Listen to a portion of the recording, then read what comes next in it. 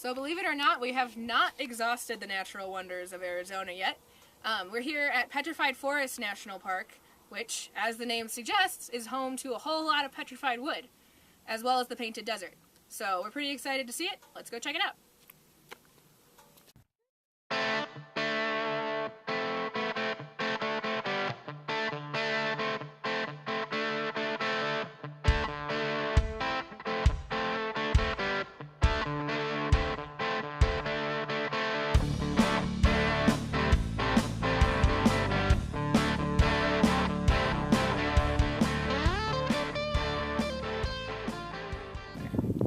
So we're in Petrified Forest, and as you might imagine, that means that there is a whole bunch of petrified wood.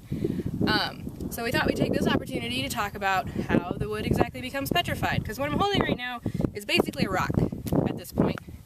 It's heavy, feels like a rock, but it looks like wood. It has grains like wood.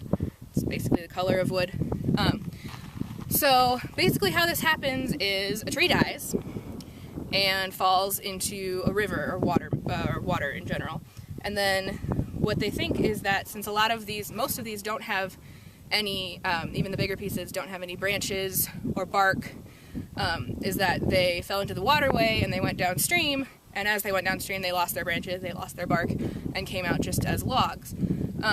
And then they end up buried in sediment, and these little tiny microscopic silica go in and replace the minerals of the wood with quartz, basically quartz, and the tree becomes a rock.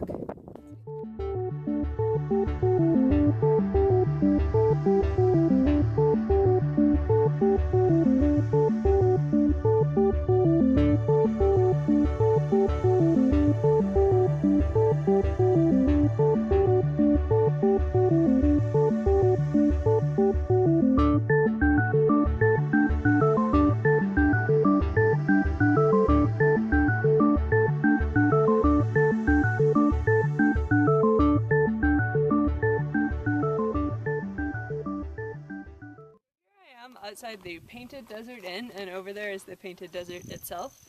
And this attraction grew out of Route 66 and the craze of touring America by car, much like we are now. And it was built in the 20s and restored in the 30s by the Civilian Conservation Corps. And it's gone through like 3 different architecture styles, but the CCC decided to do more of a southwestern style to make it fit the landscape a little bit better.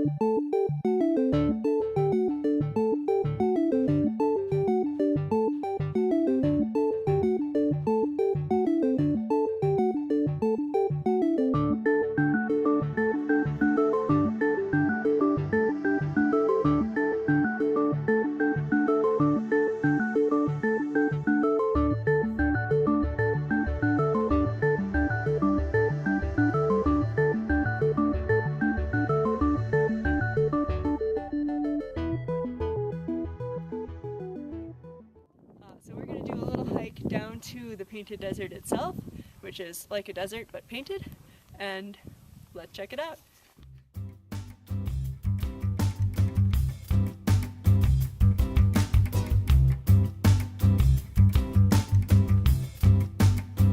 The demonstration of the petrified wood. Ready? It looks like regular wood.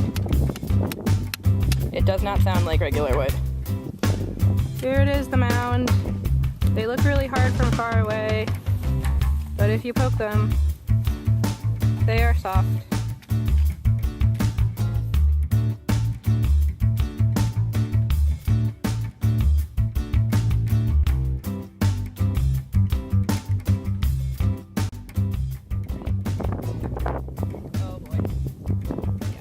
try a smaller one. Yeah. So this is petrified wood. It's very petrified. Are you taking it home? I am not taking it home because that's illegal and also because it would be a jerk move. Ah.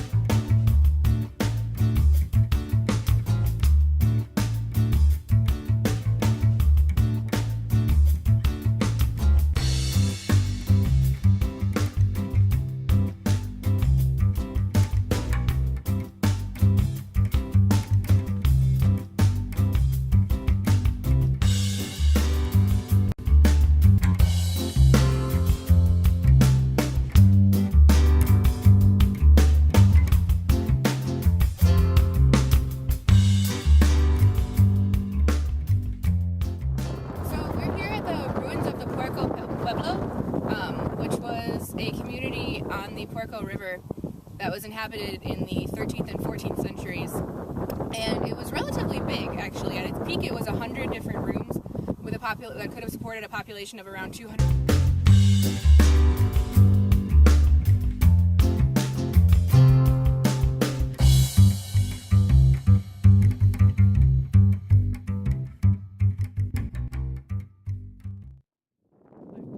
I'm here at the overlook above Newspaper Rock, which is a slightly misleading name because there's actually multiple rocks here that have a very high concentration of petroglyphs. And unfortunately the best way to see it is through binoculars or a spotting scope, but we tried to take some pictures, so hopefully you'll be able to see.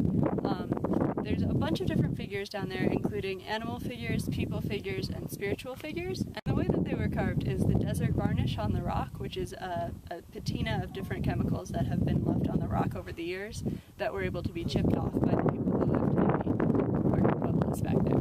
So hopefully you'll be able to see some of them in a slideshow.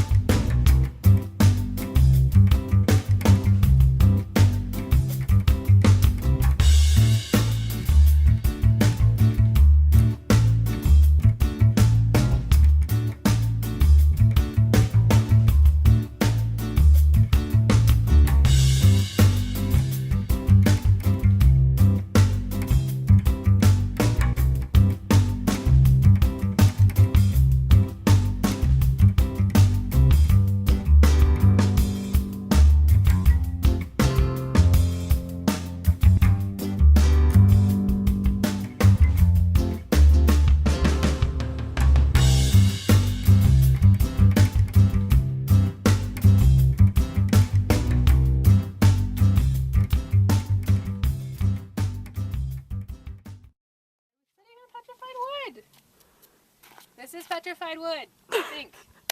Seems hard enough. Looks like a rock.